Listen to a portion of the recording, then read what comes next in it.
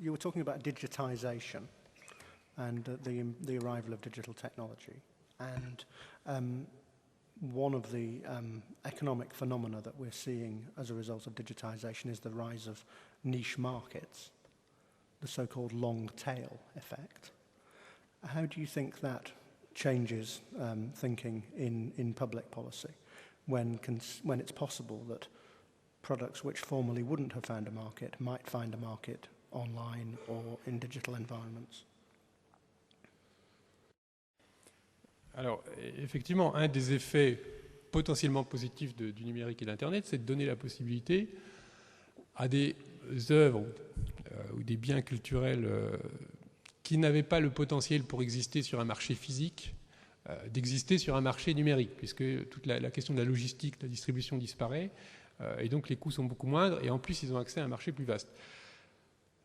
Potentiellement, oui. La question qui se pose,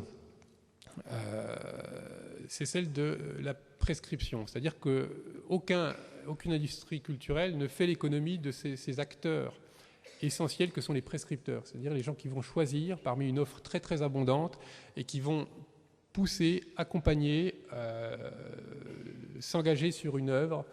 Ça peut être les éditeurs, ça peut être les diffuseurs, ça peut être les critiques.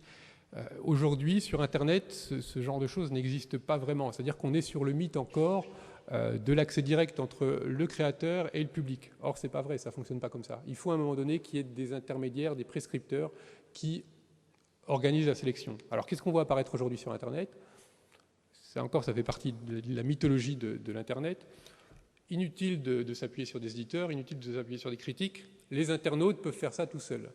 Et donc, on met en place, grâce à travers des outils comme YouTube, MySpace, etc., des systèmes qui vont organiser, entre guillemets, la détection des choses qui commencent à intéresser le public, c'est-à-dire des choses qui commencent à générer un bruissement sur Internet, des choses qui commencent à être vues, regardées.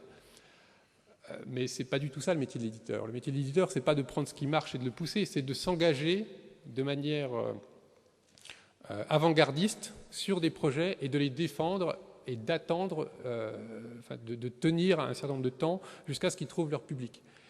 Et aujourd'hui, la difficulté du monde de l'Internet tel qu'il se dessine, c'est ça, c'est que potentiellement, ce métier essentiel de prescription, d'accompagnement de la création n'existe pas et est géré plutôt par des machines.